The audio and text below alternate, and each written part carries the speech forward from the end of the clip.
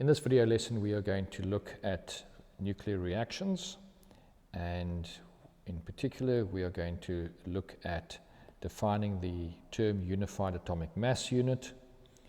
We are also going to state and use the fact that nucleon number, proton number, and mass energy are all conserved in nuclear processes. We are also going to define the terms mass defect, binding energy, and binding energy per nucleon. And then we're going to sketch the variation of binding energy per nucleon with nucleon number, and we are going to look at how that relates to the structure of the nucleus in various elements. In this video lesson and module, we are going to be using resources from this fantastic advanced program physics site. It's a South African site. It's free. You can join. It's AP Physics, and it's an online classroom. The link is up there. This is where you find it on the internet, apphysics.thinkific.com. So I've found that their notes are very good, and so I'm explicitly stating that I am making use of their notes as well as their worksheets, and it is online and it is free, but the right thing to do is to reference them, which I'm doing. So the mass of a nucleus is very small. It's approximately of the order of 10 to the negative 25 kilograms, which makes working with nuclei mass numbers in kilograms awkward. So an alternative is to work with atomic and nuclear masses in something called the atomic mass unit, U. You should have come across this in grade 10, and one atomic mass unit is defined as 1/12 of the mass of a carbon-12 atom, and it follows that a carbon-12 atom then has a mass of 12.00 atomic mass units. So it's also known as the unified atomic mass unit, and also known as the Dalton, DA, but on school level we just use AMU. That's the other way we can refer to it. In the NSC syllabus, we use AMU, atomic mass unit, and in effect, one atomic mass unit is 1.6605402 times 10 to the negative 27 kilograms. So obviously, it's extremely small, and just keep in mind that a carbon-12 atom, if we look at it as follows, C12-6, that's going to tell us that there are 6 protons, 6 electrons, and therefore the amount of neutrons is going to be 12 minus 6, so the neutrons is also 6. So what's nice about carbon-12 is it's extremely stable, it's common, quite easy to find, and it's a nice symmetrical atom because it's got equal amounts of neutrons, protons, and electrons. So this is the standard that we use for working with atomic masses and nuclear masses. So let's look at this question. Determine to 6 decimal places in units of U, AMU, atomic mass units, the masses of the proton, the neutron, and electron. So we are given the mass of the proton, 1,6726231 times 10 to the negative 27 kilograms. The mass of the neutron is that. The mass of the electron is considerably smaller. If we look at the order of magnitude there, it's 10 to the negative 27 kilograms, whereas the order of magnitude here is 10 to the negative 31, which is 4 orders of magnitude less. So this is an interesting problem, and so we're going to attempt to do it. So the atomic mass unit, as we've discussed, is 1,6605402 times 10 to the negative 27 kilograms.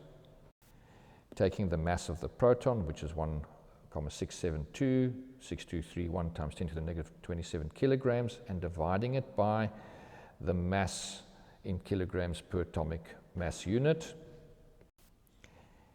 we get that the mass of a proton is equal to 1,007276 atomic mass units.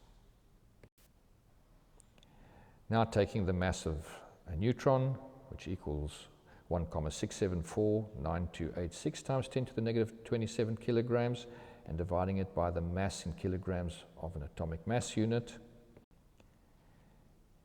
we get that the mass of a neutron equals 1,008664 atomic mass units. Now note that up to the second decimal place, they basically have the same mass, relative mass. But when we go further than the second decimal place, we go from third decimal place onwards, we see that the neutron is actually heavier than the proton. And can you think of why that is? Just pause this video and think about it for a minute or so, and then continue to play. So going back to what we learned about the inner composition or inner structure of protons and neutrons, we learned that protons are made up of 2 up quarks and 1 down quark, and the neutron is made up of 2 down quarks and 1 up quark. Now, the mass of an up quark is lighter than the mass of a down quark. So the mass of an up quark is about 0.002 gigaelectron volts per speed of light squared, which is about 3,56 times 10 to the negative 30 kilograms, whereas the mass of a down quark is 0.005 gigaelectron volts per speed of light squared, which amounts to 8,9 times 10 to the negative 30 kilograms. So the down quark is definitely heavier than the up quark. Now, a neutron consists of 2 down quarks and 1 up quark, so 2 heavier particles and 1 lighter quark particle, which makes it heavier than the proton, which consists of 2 up quarks, which are lighter, and 1 down quark, which is heavier. So this is experimental proof for the fact that there are quarks of different masses inside protons and neutrons. Now looking at the mass of an electron, we know that in kilograms it is 9,1093897 times 10 to the negative 31 kilograms. We divide it by the mass in kilograms per atomic mass unit, and we get that the mass of an electron is 5,485,799 times 10 to the negative 4 atomic mass units. So we can see there are 4 orders of magnitude difference in mass between electrons and neutrons and protons. So remember that electrons are leptons, whereas neutrons and protons are baryons or baryons, and also are classified as hadrons. They're much heavier, so they're quite different to electrons. So now let's look at energy and mass and the relationship between them. So let's go to the carbon-12 6 atom, which is a very common atom. And as I've already mentioned, this atom consists of 6 protons and 6 neutrons. It's a very stable atom. We also refer to it in the context of nuclear physics as a nuclide. It's a very stable nuclide, which means the nucleus doesn't fizz, doesn't just split apart. So yeah, the nucleons, the protons and neutrons, are bound tightly together by the strong nuclear force, which we've learnt about. We're going to refer to it a little later. So it takes a lot of energy to pull these nucleons apart. And if I can use a very simple analogy is, let's say you have got a group of little grade 8 boys in the under 13 or under 14 rugby team, all scrumming together, or let's say they're in a circle and they're all holding on to each other. And you now want to pull a little grade 8 and under 14 rugby player out of that. You pull him out. It takes a bit of energy to pull him away from his teammates, but you do it nonetheless. Now let's go to the first rugby team, and they are standing now in a circle, all 15 of them, their arms around each other. Just imagine these big first team rugby players with their big biceps and their strong legs, and they're holding on to each other. And now you come and you try and pull one out there. It's going to take a lot more energy. So that configuration is more stable than the under 14 rugby team, because the forces between the participants is stronger, and therefore more energy is required. So now there's an interesting thought experiment, and thought experiments are at times carried out. Einstein was great at doing thought experiments. I think they're referred to as Gardunkel experiments. This one comes from a reference, Sang, Jones and Woodside, 2014. And so the thought experiment goes as follows. Let's say you take a carbon-12 nucleus, right? And you were able to take a carbon-12 nucleus and you put it on the scale on this side. But on this side, you had the individual particles, the 6 neutrons and the 6 protons, you had them separated. The interesting thing you would find is that this scale would not be balanced, because the mass of the individual particles lands up actually being more than the mass of the nucleus. So, and this has been proven experimentally. So this creates a problem of what we refer to as the missing mass, or mass defect, or mass deficit problem. And we are then going to look into, is mass actually being lost, or is it just in a different form?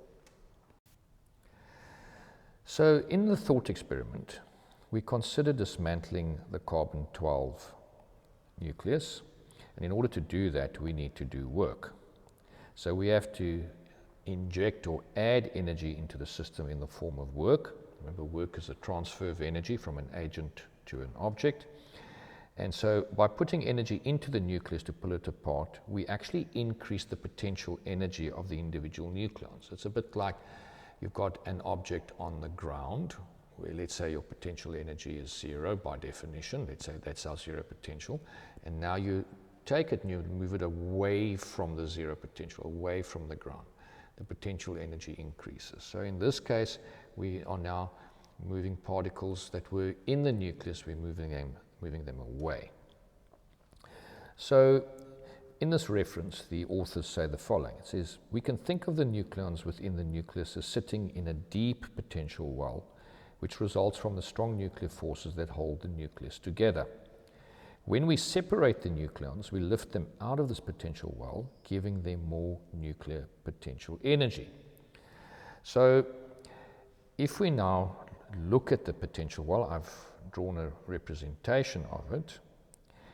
If we look at a graph where the vertical axis is potential energy, right, and what we have here is we have a potential well, and if we look at a specific nucleon, let's say for instance a proton or a neutron, and we look at it in this state, we can see it's at the bottom of this potential well, and it has a negative potential energy, which is allowed, right? Then in order to get this bound nucleon to be unbound, in other words, outside of the nucleus, where it is now has a 0 potential, and we define the 0 potential as a free nucleon, free of the nucleus, then we have this energy in that needs to go in. Now, they also refer to ionization energy, which we covered in the grade 10 NSC syllabus. And they say, this is analogous to the potential well, that is the ionization energy required to remove an electron from an atom. But this nuclear potential well is much, much deeper. And this is why it explains why it's far easier to remove an electron from an atom than to remove a nucleon from the nucleus. Okay, try and remove a proton or a neutron from a nucleus, you're going to require many, many more orders of magnitude of energy in order to do that. So just like a physical well, if you were to draw water out of a physical well, let's say you put a bucket all the way down here, all right, and this was filled with water. Okay, and we defined the zero potential as here where the water level is. Then as you drop your bucket here, in effect you're actually decreasing the potential energy as you're getting closer to the center of the earth. Okay, and so if you define the center of the earth as your potential energy being zero, then this potential energy would not be zero, but it would be less than there. So that's why if you define this as zero, then this must be negative. So it's a bit abstract now because we're not working with a physical well, we're working with an energy well. So in this state here, a nucleon has got a much lower potential energy than there. So it's actually far more stable here than it is there. The lower the potential energy, the more stable the system is. In the case of an electron, and we've dealt with this, electrons are bound to the nucleus, bound in the atom to the nucleus by the Coulombic interaction. So the energy, and we know that to get an electron out of an atom, in order to ionize it, we need to put the ionization energy in. And so this would take the electron, which is bound in an atom to its nucleus, out of the atom. So what is left behind is less stable, and it's an ion. All right, so this shows that you require much more energy to remove a nucleon than an electron. So we are going to go further with this concept. Now, we all know Albert Einstein, and Albert Einstein was undoubtedly one of the greatest physicists that ever lived. All right, and if you ask the man on the street, Albert Einstein, what do you know about Albert Einstein, other than the fact that he had a very bad hairstyle, is that E equals mc squared. And so what Einstein, one of the many amazing achievements of Einstein was that he showed that there was a relationship, an energy-mass equivalence relationship, that related the energy to the mass times the speed of light squared. So if you have a particular mass, then multiply that by the speed of light squared and you get the energy. So we've got a delta here. So this is referring to a change in energy. Now remember, we've just referred to a change in potential energy, okay? So this mass energy equivalence equation, E equals mc squared, we're going to use it now to explain the missing mass problem. So in our example, when energy is added to the system to pull apart the nucleus into its constituent parts, this energy can't just disappear. It is stored as potential energy, which manifests as the increased mass of the components that store it. So remember, we said that the mass of the individual particles was higher than the sum of them. The sum of the masses of the individual protons and neutrons was higher than the mass of the nucleus. Okay, and this is explaining it. It's explaining that as particles are removed from the nucleus, they're gaining potential energy, but that change in potential energy is synonymous with an increase in mass. And that's why the mass of the individual particles is, the sum of the masses of the individual particles is higher than the actual mass of the nucleus when they're all bound together. So conversely, the decrease in mass is equal to the energy released in the reaction when an atom is created, and this obviously divided by the speed of light squared. So the missing mass, as I've referred to, is also known as the mass defect or the mass deficit. And this mass has been converted into energy and is known as the binding energy. So when much the same as electron affinity, if an electron comes into an atom, like for instance a chlorine atom, to form a chloride ion, energy is released. Yeah, if you bring the protons and neutrons together, their masses decrease, and that decrease in mass, in effect, is multiplied by the speed of light squared, is the energy released in the formation of a nucleus. So when it comes to fusion later on in this course, when we bring two hydrogen nuclei together to form helium, the difference in mass in forming a helium nucleus is going to be released in the form of energy. So the binding energy of the nucleus is the mass defect, the delta mass, multiplied by the speed of light squared. So let's summarize this, because this is so important for what we're doing in nuclear physics. So the delta E is the difference in energy, is equal to the mass in kilograms multiplied by the speed of light squared. Now, 3 times 10 to the 8 is the speed of light in meters per second.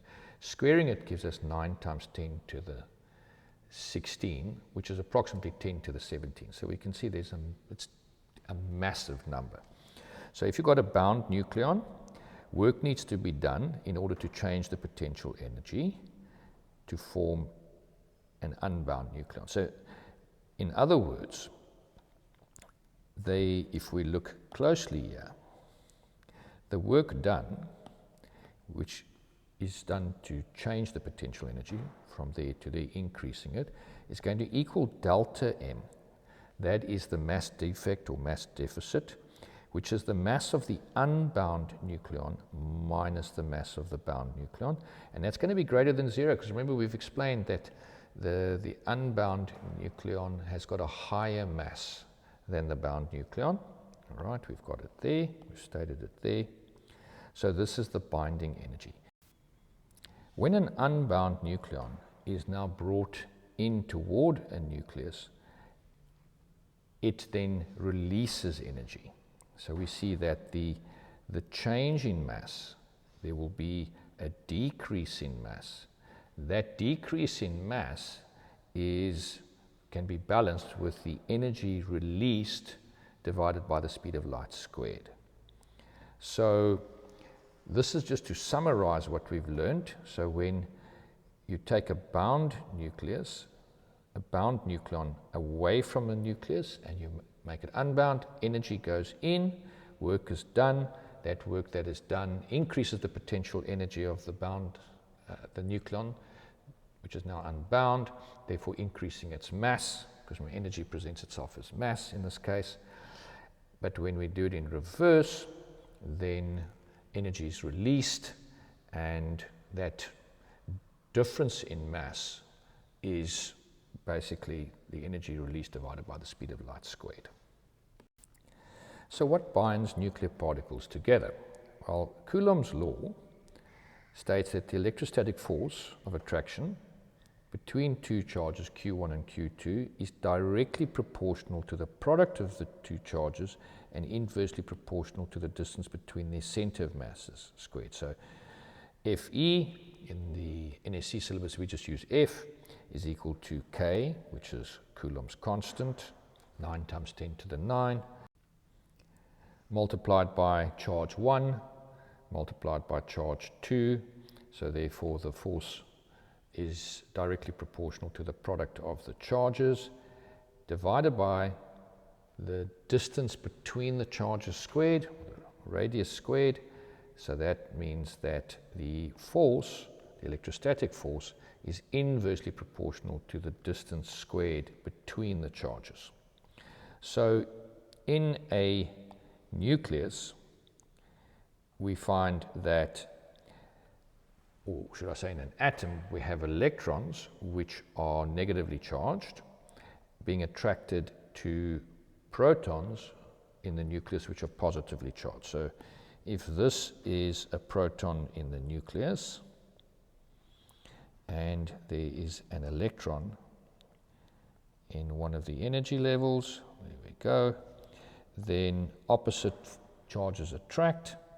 So there will be a force of the electron attracting the proton, and there will be a force of the proton attracting the electron. Both these forces are of equal magnitude but opposite direction. They're what we call a Newton 3 action-reaction pair, and that force is the electrostatic force. In this case, Q1 would be the electron and Q2 would be the proton. Now, protons are way heavier, as we've explained, and they're also bound by the strong nuclear force to other nucleons. So that force F is not going to move them much. But this force would move the electron if it were not moving at such a high velocity, and of course taking into account that the electron is not just a particle but also a wave, so the laws of quantum mechanics come into effect. But that attraction force is there, and that's why in order to remove an electron from an atom, one would need to apply work, apply an ionization energy. Now, if we go and we look at what happens in the nucleus, and we see that many nuclei have got more than one proton. All right, and that is problematic because like charges repel. And the way electrostatic force works, it works through the transmission of virtual photons, and so it's instant. It's at the speed of light. So this means that nuclei should actually explode if there's more than one proton. But we know that that doesn't happen. And the reason for that is because of the fact that there are neutrons which do not function based on electrostatic repulsion or attraction, but rather on the strong nuclear force. So if we look here, it says here, there must be an additional attractive force that is stronger than the electrostatic repulsive force over these small nuclear distances. And this force we know as the strong nuclear force. It's the force that holds the nucleus together. And when I was a student and I came across this, I was blown away by it, because the strongest force in nature that we know of actually sits on such a small scale. But we find that this force has a very short nuclear, the strong nuclear force has a very short range of about 10 to the minus 15 meters, which is the order of the size of an average nucleus. Now, we're going to look at how does the strong nuclear force relate to the nuclear binding energy and stability. Now, we've already spoken about this. We've said that we used the analogy of the rugby teams. Okay, so the stronger the force between the particles, or the components of the system, the more energy required, so therefore the more stable. Now, interestingly, is if the strong nuclear force were only attracting, this would pull the protons and neutrons together to an ever-decreasing smaller volume of space. Now, we know that this is not the case because we know that each nucleus contains a distinct number of discrete protons and neutrons that retain their identity. So what we're saying here is that the strong nuclear force, if it purely were attractive, would basically squeeze the protons and the neutrons out of existence. But this is not what happens. We know for a fact that nuclei actually have measurable diameters. And we also find that the more protons and neutrons, the bigger the nucleus of an atom, which implies that the separation distance between the protons and neutrons must be fixed. So what this implies, and this is really important, is that the strong nuclear force must be repulsive at very small ranges, while being attractive over slightly larger ranges. So the range in which this nuclear force is attractive is extremely small, enough to glue protons and neutrons together, enough to actually glue the quarks, the up and the down quarks together in the nucleus. But there's a limit. When they get too close together, then it becomes repulsive. So much the same as a spring. If you stretch a spring, then you get an attractive force pulling it back. But when you get to a certain point, if you want to change its dimensions, then you'd have to squeeze it, and then you get a repulsive force. So pretty much the same as that. It's a good analogy to use. So this force that holds the nucleons together in the nucleus of the atom is known as the binding energy. And we're going to work a lot with binding energy in this course on nuclear physics. So in summary, according to the reference Knight 2013, the strong nuclear force has 4 important properties. It is an attractive force between any 2 nucleons. Remember, nucleons contain up quarks and down quarks. It does not act on electrons, so it doesn't pull electrons in. It is a short-range force acting over only nuclear distances, basically between the distances of quarks, okay, and nucleons. Over the range where it acts, it is stronger than the electrostatic force that tries to push the 2 protons apart. And then, very important, in order to pull the nucleus apart, energy must be added to the nucleus. In other words, work must be done against the strong nuclear force that holds the nucleons together. So I know I'm basically running the risk of overemphasizing it, but it is so critically important, I'm going to emphasize it again. The more energy required to pull the nucleus apart, the more stable the nucleus. But one must be careful. This is not the energy stored in the nucleus, but rather the energy that needs to be put into the nucleus to pull it apart. So don't think of this binding energy as being energy that is stored in the nucleus. Okay? The mass deficit, which results when nucleons form a nucleus, is attributed to the binding energy. And the binding energy is a measure of the strength of the strong nuclear force holding the nucleons together. So the binding energy, measured in joules, is equal to the mass deficit in kilograms multiplied by the speed of light squared, which is 3 times 10 to the 8 meters per second squared. Remember, this mass deficit is the difference in mass for a nucleon between its unbound state and its bound state. And obviously, the more nucleons there are in a nucleus, the bigger the binding energy is, because you would have to pull more nucleons apart.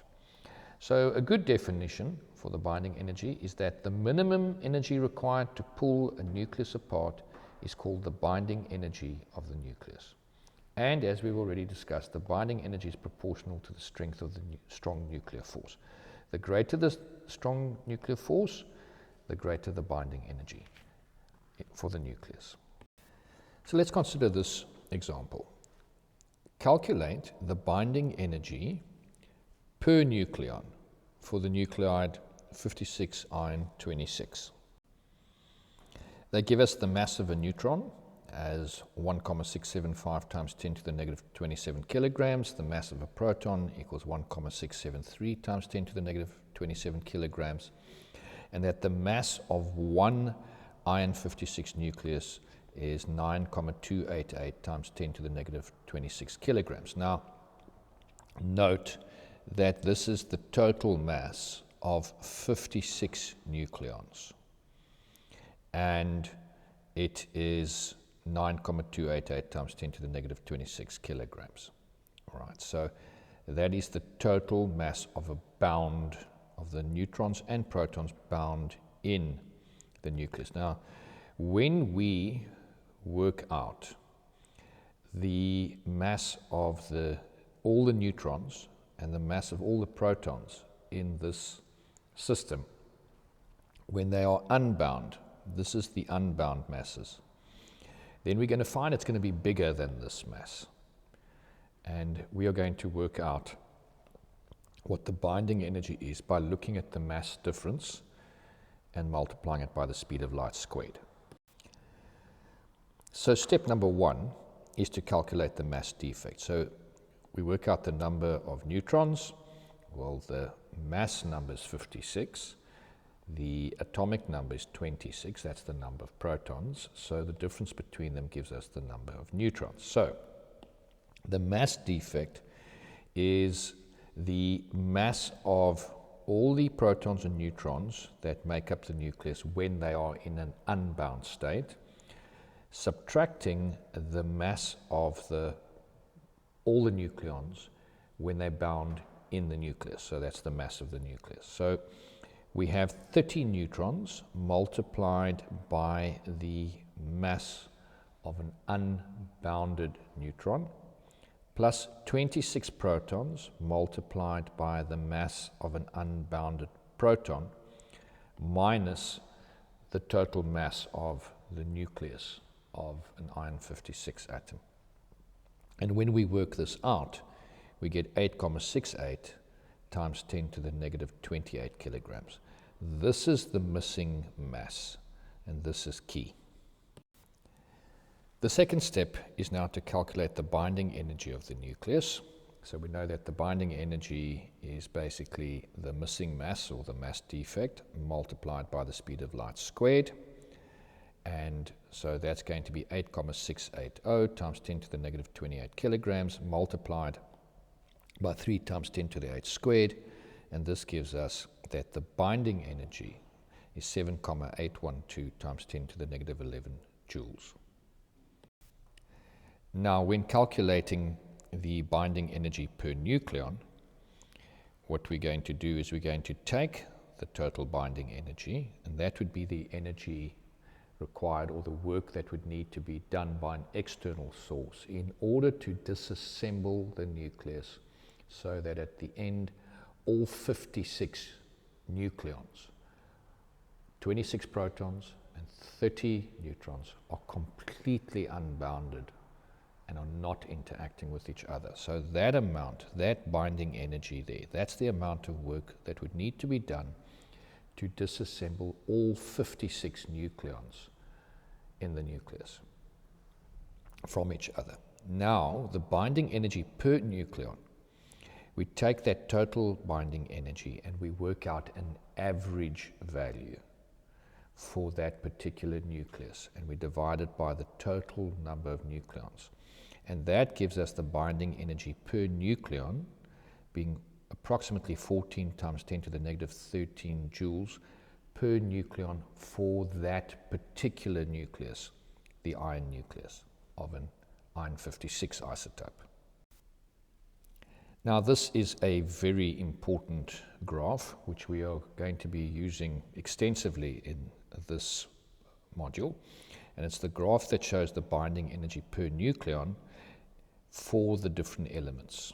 Remember, the nucleon number is the mass of neutrons and protons. So this is the mass number here. We have the individual elements going up here. So you can see we've also got different isotopes, hydrogen 1, hydrogen 2, hydrogen 3. So if we look at this, and we're going to look at it in more detail, we're going to see that we have the average binding energy per nucleon, and we've got it in mega electron volts. Okay, so if we look at this, we can see that it has a general behavior of going up to a maximum and then plateauing and then decreasing ever so slightly. And we're going to discuss that, and you need to be able to explain the trends we see in this graph. So as I've already mentioned, this figure here, this graph shows the binding energy per nucleon for stable nuclei, including the value for the iron 56, which is shown as a red dot. We got it up there. Okay. And the greater the value of the binding energy, so the higher the binding energy, then the more tightly bound the nucleons are. So in other words, the higher the binding energy per nucleon, the more stable the nucleus actually is. So one of the trends of this graph is that the light nuclei have low binding energies per nucleon. And we can see this when we move in here and we look at hydrogen and helium, which are the lightest nuclei. We can see that, relatively speaking, compared to the other nuclei in this graph, that they have very low binding energies.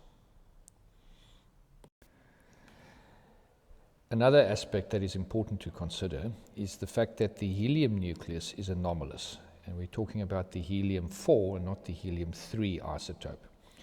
And anomalous means that it's out of the ordinary, it's an outlier. And the reason is it has a much higher binding energy than its place in the periodic table may suggest. So if you take a look here, and you'll see that if we look at the binding energy here for helium-3, it's low, which we would expect.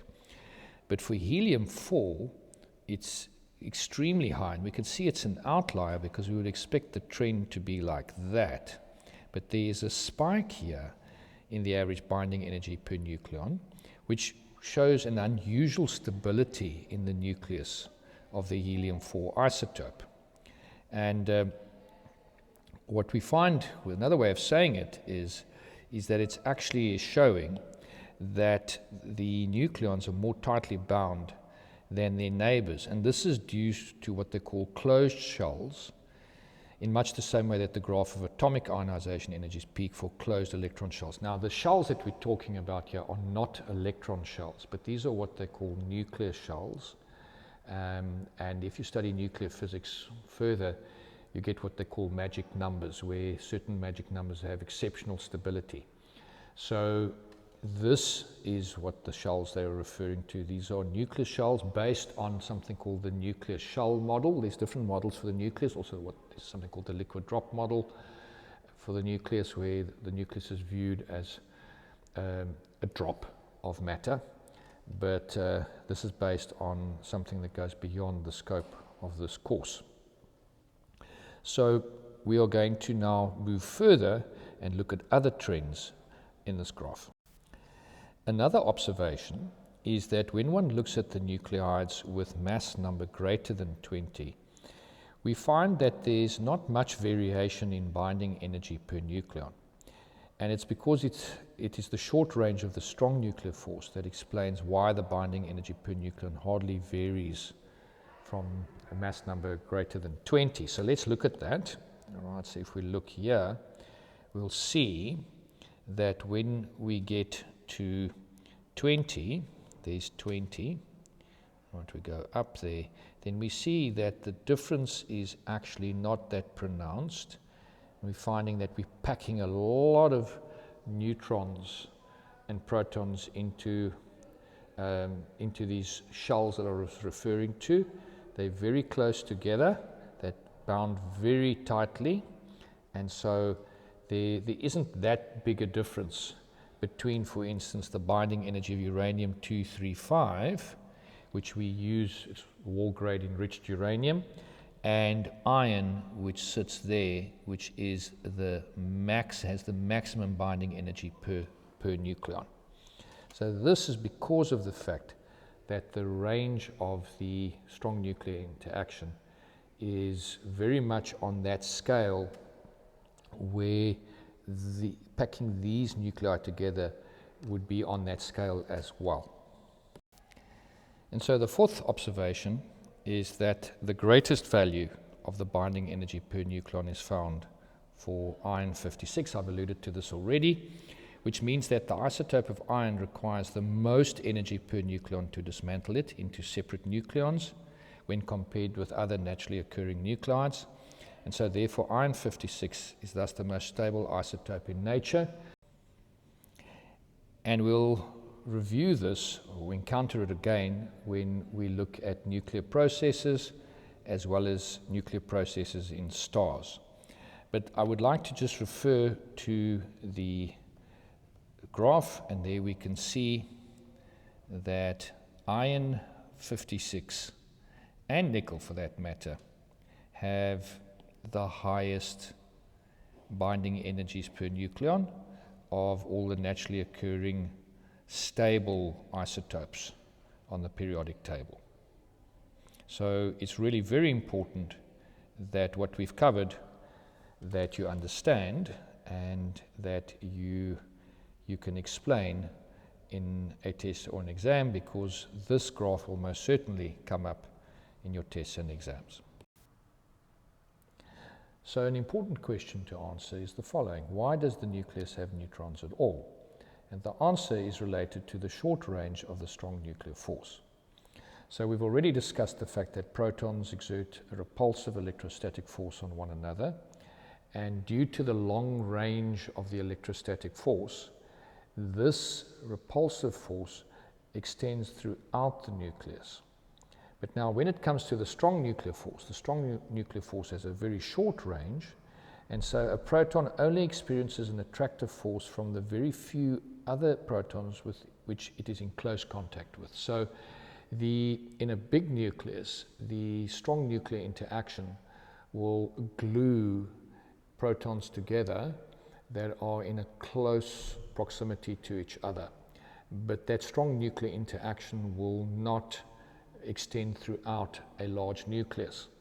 You can think of it a bit like sticking little balls together with superglue, that the strong nuclear interaction is like superglue, and that superglue only glues protons that are right next to each other. So although the strong force at its maximum is far stronger than the electrostatic force, there would not be enough attractive nuclear bonds for an all-proton nucleus to be stable in a bigger nucleus. And so since neutrons participate in the strong force but exert no repulsive electrostatic force, the neutrons provide the extra glue that holds the nucleus together. And so as we progress along the periodic table and we get to ever bigger, heavier elements with large nuclei, we find that they have disproportionately more neutrons than they do protons. And it's for this very reason that those neutrons provide the extra glue for the strong nuclear interaction to keep the nucleus together. So let's look at an example. For instance, uranium-235 has a mass number of 235, but an atomic number of 92, which means it has 92 protons, but 143 neutrons, in order to ensure that the strong nuclear force actually holds that nucleus together against the repulsion of those 92 protons. So to end off this video lesson, we are going to ask you to attempt the following exercise. So the first question is, explain why hydrogen 1 does not appear on the graph shown in figure 2.3. And then secondly, the mass of a beryllium-8 nucleus is 1,33 times 10 to the negative 26 kilograms. A proton and a neutron have a mass of approximately 1,67 times 10 to the negative 27 kilograms. For the nucleus of beryllium-8, calculate the mass defect in kilograms, the binding energy and the binding energy per nucleon expressed in joules, and then taking you back to an earlier module when we looked at fundamental particles, the energy unit electron volts. So also expressed both the binding energy and the binding energy per nucleon in electron volts, and recall that 1 electron volt is 1,6 times 10 to the negative 19 joules.